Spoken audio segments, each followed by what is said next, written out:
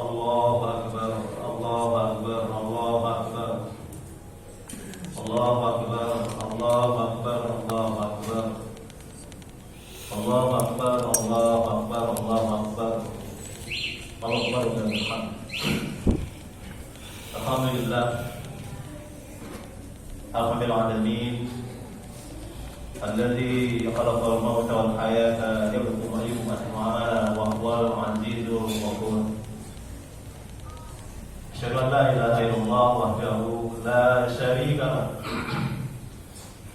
wa asyhadu anna abdahu wa rasuluhu la nabiyya ba'da. Allahumma shalli ala Muhammadin wa ala alihi wa sahbihi ajma'in, amma ba'd. Qala Allah Ta'ala fil Qur'anil Azim, a'udzu billahi minasy syaithanir rajim. Ya ayyuhalladzina amanu ittaqullaha haqqa tuqatih wa la tamutunna illa wa antum muslimun. Wa qala aidan, wa man ahsanu dinan mimman aslama wajhahu lillahi wa huwa muhsin wa tabi'at Ibrahim hanifa wa tabi'at Ibrahim hanifa. Qala Nabi sallallahu alaihi wasallam, ala inna dunya mal'una ma fiha illa zikrul mawala wa ilmun muta'ammal. Sadaqallahul azim wa sadaqar rasulullah. Hadirin jamaah salat Jumat rahmatullah, sejenak kita khusyukkan hati kita untuk bersyukur kepada Allah Subhanahu wa taala, karena dengan rahmat dan nikmat darinya hingga pada saat ini kita masih diberikan kehidupan, diberikan kesehatan juga kesempatan, sehingga dengan nikmat-nikmat itu hari ini kita dapat menunaikan kewajiban-kewajiban kita. Baik kewajiban kita sebagai kepala rumah tangga atau anggota keluarga, maupun secara khusus kewajiban kita sebagai seorang muslim, seorang mukmin. Kita telah meninggalkan kesibukan duniawi kita, lalu hadir di tempat ini dalam rangka memenuhi panggilan Allah untuk menunaikan sholat Jumat. Mudah-mudahan semua aktivitas kita pada hari ini khususnya dan hari-hari yang lalu umumnya, kita berharap semua bernilai ibadah di sisi Allah Subhanahu wa taala. Amin ya rabbal alamin. Kenapa demikian? Karena kalaulah hari-hari dalam kehidupan kita, aktivitas kita, bahkan mungkin ibadah rutin kita tidak bernilai ibadah dalam pandangan Allah, maka siapapun kita, apapun status sosial kita, dikhawatirkan ketika kita kembali pada Allah tergolong orang-orang yang merugi.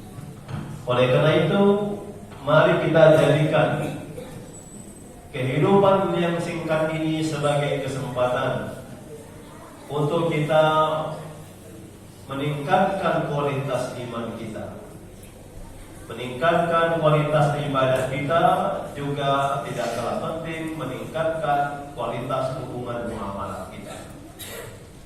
Karena kualitas unsur-unsur tersebut itulah yang dapat kita harapkan ketika kita kembali pada Allah.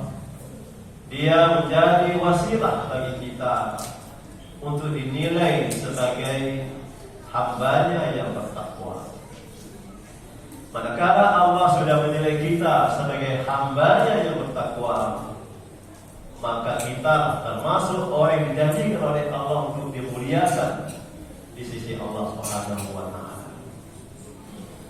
Kemudian salawat serta salam semoga senantiasa tercurah kepada junjungan kita, uswatun hasanah kita, Nabi Muhammad sallallahu alaihi wasallam, serta keluarga, para sahabat dan para pengikut-pengikutnya yang setia untuk mempelajari, memahami, meyakini serta mengamalkan, juga mengajarkan ad-dinul Islam ini hingga akhir kehidupan kita masing-masing. Hadimullah, Di antara beberapa karakteristik orang-orang yang beriman, di antaranya adalah meletakkan kecintaan dan ketaatannya terhadap Allah Subhanahu wa taala di atas segala bentuk kecintaan dan ketaatan terhadap yang lainnya. Kenapa demikian? Karena iman tanpa kecintaan, iman tanpa ketaatan, maka tidak mungkin melahirkan kesungguhan secara maksimal dalam menjalankan perintah Allah dan Rasulnya Muhammad SAW. Di dalam Al-Quran Allah sebutkan di antara banyak ayat Allah menyatakan tentang kualitas beragama dalam pandangan Allah. Dalam surat An-Nisa ayat 125 Allah berfirman, A'udzu billahi minasyaitonir rajim. Wa man ahsanu dinan mimman aslama wajhahu lillah wa huwa muhsin. Wa tabi'ata Ibrahim hanifa wa tabi'ata Ibrahim khalila. Allah menyatakan, siapakah orang yang paling baik dalam sikapnya beragama selain orang yang aslama wajhahu lillah, memasrahkan, menyerahkan dirinya, menghadapkan hidupnya hanya untuk Allah Subhanahu wa ta'ala. Wa huwa muhsin, lalu dia berbuat ihsan. Ihsan adalah perbuatan orang-orang yang beriman atas dasar cinta kepada Allah, melahirkan kesungguhan dalam beribadah semata-mata mengharapkan ridho dari Allah Subhanahu wa taala. Dan Allah mengatakan dia mengikuti milah Ibrahim yang hanif. Dia mengikuti cara beragama Ibrahim yang lurus, Ibrahim yang jujur hatinya. Dan Allah telah memilih, mengambil Ibrahim sebagai kekasihnya. Saudara sekalian, Allah, secara historis peristiwa itu kurban atau penyembelihan kurban adalah refleksi atau aktualisasi dan nilai yang telah diajarkan Ibrahim alaihissalam kepada kita, bahwa ternyata beragama yang benar tidak cukup hanya beriman pada Allah, tapi iman itu harus melahirkan bukti. Di antara buktinya adalah kecintaan kepada Allah dengan mentaati perintah Allah seberat apapun perintah itu. Memang bahwa perintah mengorbankan anak tidak lagi disyariatkan, karena itu hanya terjadi pada Nabi Ibrahim alaihissalam. Tapi kita diingat oleh Allah jangan sampai anak kita, harta kita, bahkan apapun yang kita miliki dari dunia ini, jangan sampai mengalahkan kecintaan kita kepada Allah, mengalahkan ketaatan kita kepada Allah. Karena orang semacam itu, orang yang dipandang tidak berada dalam hidayah dan juga tidak berada dalam ketaatan yang sebenarnya dalam pandangan Allah Subhanahu wa taala. Bahkan dia dipandang sebagai orang yang berkhianat, mendurhakai Allah Subhanahu wa taala. Jadi peristiwa kurban adalah peristiwa di mana Allah menguji manusia. Sejauh manakah kecintaannya kepada Allah? Apakah dia meletakkan cintanya kepada Allah di atas segala yang cintai? Bahkan mungkinkah atau mungkin saja dunia ini mengalahkan kecintaan dan ketaatannya kepada Allah Subhanahu wa taala. Ibrahim alaihissalam memang dia cinta pada anaknya Ismail alaihissalam. Bahkan anak tersebut sudah ditunggu begitu lama dalam doa penantian yang panjang, sehingga ketika anak berlahir Allah anugerahkan, maka bertumbuhlah cinta itu pada anaknya Ismail alaihissalam.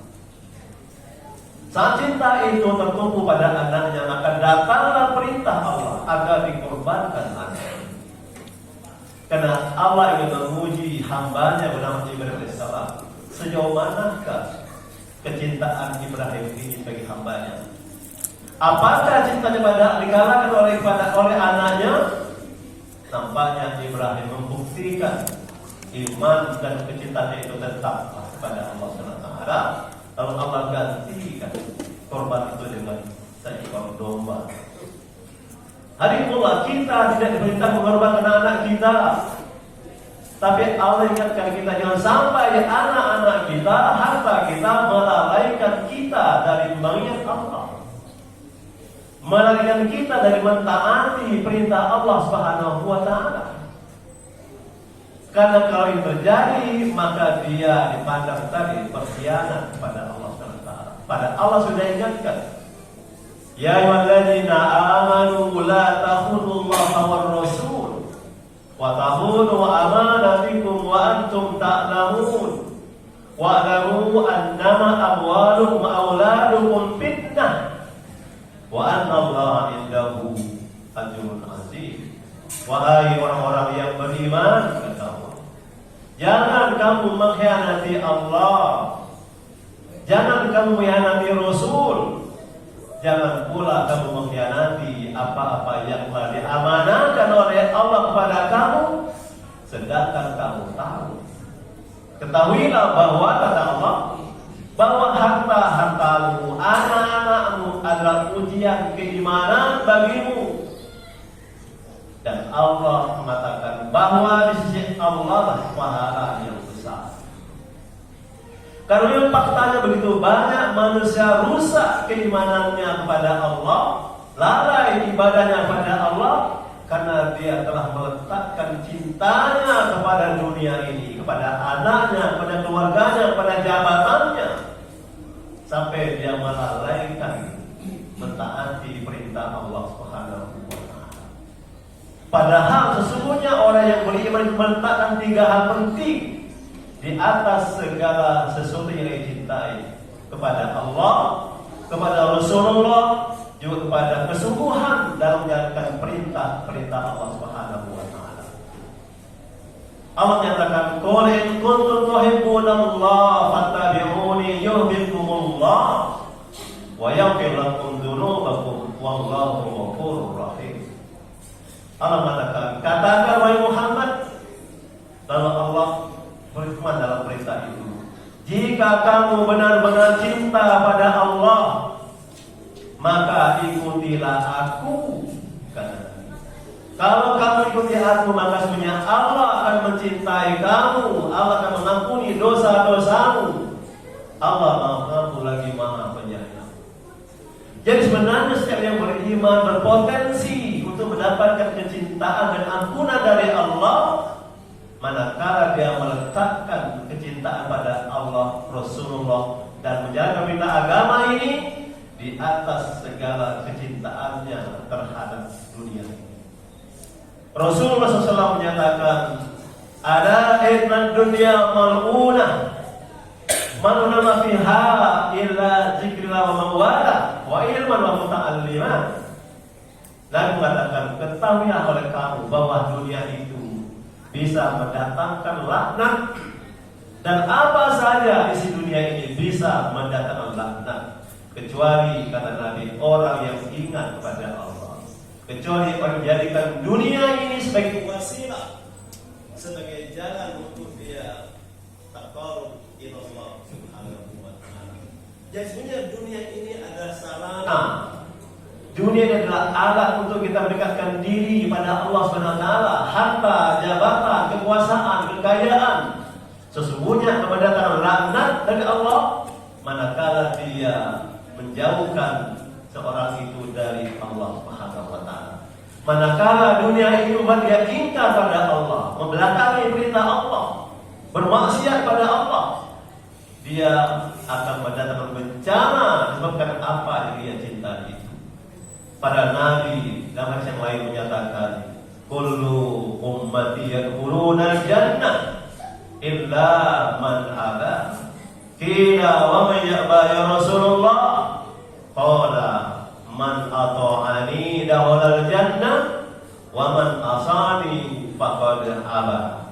Kata Nabi, setiap umatku, umat Islam, pengikut Rasulullah SAW, Dijamin oleh Nabi mereka semua masuk surga pada Nabi. Illa man aba, kecuali yang membangkang, kecuali yang menolak, kecuali yang melalai, kecuali yang khianat pada Allah dan Rasulnya. Para sahabat bertanya, ya Rasulullah, siapa mereka yang tidak masuk surga?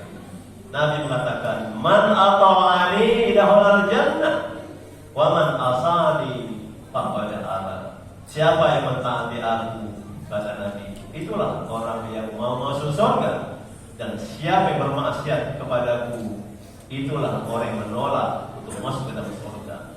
Jadi betapa keimanan yang benar itu harus melahirkan kecintaan dan ketaatan dan sikap rela berkorban. Yang simbol puncaknya dicontoh oleh Nabi Ibrahim alaihissalam. Kita umat yang diingat oleh Allah dalam Al-Quran. Ya ayyuhalladzina amanu la tulhikum amwalukum wa auladukum an dzikrillah wa may ya'mal dzalika fa ulaika humul khasirun. Wahai orang yang beriman, janganlah harta-hartamu, anak-anakmu sampai kamu melalaikan dari mengingat Allah. Siapa berbuat seperti itu, itulah orang-orang yang merugi. Jadi sebenarnya dunia ini adalah sarana yang bisa menguntungkan ketika kita kembali pada Allah. Tapi juga dunia ini bisa mendatangkan bencana ketika dunia ini melalaikan kita dari mentaati perintah-perintah Allah. Faman kana yarju liqa'a rabbih falyamal amalan shalihan wa la yusyrik bi ibadati rabbih ahada. Maka barang siapa berharap berjumpa dengan Rabb-Nya, dengan ridhonya, berjumpa dengan Rabb-Nya, diakui sebagai hambanya, berjumpa dengan Rabb-Nya karena diizinkan masuk surganya, falyamal amalan salihah, maka hendaklah dia beramal saleh dan tidak menyekutukan Allah dalam beribadah padanya dengan satu apapun. Inilah yang kita ikrarkan dalam sholat kita. Inni wajjahtu wajhiya lillazi fatara as-samawati wal arda hanifan muslima wa ma ana minal musyrikin. Inna sholati wa nusuki wa mahyaya wa mamati lillahi rabbil alamin. Inilah ikrar personal kita ketika kita sholat, menghadapkan diri kita pada Allah dengan mengakui, aku hadapkan wajahku, hidupku hanya kepada Allah yang menciptakan langit dan bumi ini dengan hanifan muslimah wa ma ana minal musyrikin, dengan hati yang lurus, hati yang ikhlas dan tunduk pada syariat agama ini, baru kita mengatakan aku tidak tergolong orang-orang musyrik. Inilah akidah seorang muslim. Dia hadapkan hidup ini semata-mata untuk mencari ridho dari Allah Subhanahu wa taala. Sesungguhnya salatku, ibadah, perjuangan, pengorbananku, bahkan hidup matiku hanya semata-mata karena Allah Rabbul Alamin. Inilah setiap kita berikrar di depan Allah. Maka oleh karena itu Allah, kuatkan ikrar kita. Raditu billahi rabba wa bil islami dina wa bi Muhammadin nabiyyan wa rasula. Aku ridho Allah Tuhanku, aku ridho Islam agamaku, aku ridho pula bahwa Nabi Muhammad itu adalah utusan Allah yang menjadi suri teladan hidup kita hingga akhir kehidupan kita masing-masing. Sehingga Allah mengatakan wa'bud rabbaka hatta ya'tiyakal yaqin, mengabdilah kamu pada Rabbmu hingga datang waktu yang pasti kedatangannya. Itulah kematian kita masing-masing. Fa'tabiru ya ulil albab. Alhamdulillah, Alhamdulillahirrahmanirrahim, Ar-Rahmanirrahim, Malik Yawmiddin. Asyhadu an la ilaha illallah wahdahu la syarika lah, wa asyhadu anna abduhu wa rasuluhu la nabiyya ba'da. Allahumma shalli ala Muhammadin wa ala alihi wa sahbihi ajma'in, amma ba'd. Wal asri inna insana lafi khusrin illa alladziina aamanu wa amilus shalihati wa tawassaw bil haqq wa tawassaw bis sabr. Allah bersumpah dalam salah satu waktu, yaitu waktu asar.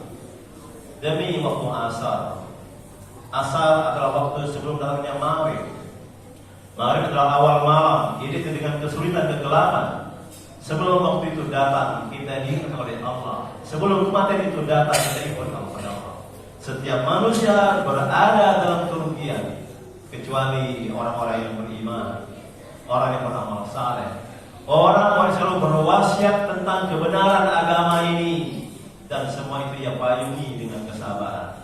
Hidup di akhir zaman ini begitu banyak tantangan keimanan, tantangan ketaatan, tapi percayalah, kalau kita menumbuhkan, menguatkan iman kita, istiqomah dalam ketaatan hingga akhir kehidupan kita, maka kita lah berhak menyandang istilah husnul khatimah. Amin ya rabbal alamin. A'udzu billahi minasyaitonir rajim. Innallaha wa malaikatahu yusholluna 'alan nabi. Ya ayyuhalladzina amanu shallu 'alaihi wa sallimu taslima. Allahumma shalli 'ala Muhammadin wa 'ala ali Muhammad. Kama shallaita 'ala Ibrahim wa 'ala ali Ibrahim. Wa barik 'ala Muhammad wa 'ala ali Muhammad. Kama barakta 'ala Ibrahim wa 'ala ali Ibrahim innaka Hamidum Majid. Allahumma ighfir lil muslimin wal muslimat wal mu'minin wal mu'minat innaka 'ala kulli syai'in qadir. Rabbana zalamna anfusana wa lam taghfir lana wa tarhamna lanakunanna minal khasirin. Rabbana la tu'akhidhna in nasina aw akhtana. Rabbana wa la tahmil 'alaina isran kama hamaltahu 'ala alladhina min qablina. Rabbana wa la tuhammilna ma la taqata lana bih. Wa'fu 'anna waghfir lana warhamna anta maulana fansurna 'alal qawmil kafirin. Rabbana la tuzigh qulubana ba'da idh hadaytana wa hab lana min rahmatin innaka antal wahhab. Rabbana ighfir lana wa liwalidayna warhamhuma kama rabbayana shighara. Rabbana atina fid dunya hasanah wa fil akhirati hasanah wa qina adzabannar wa qina adzaban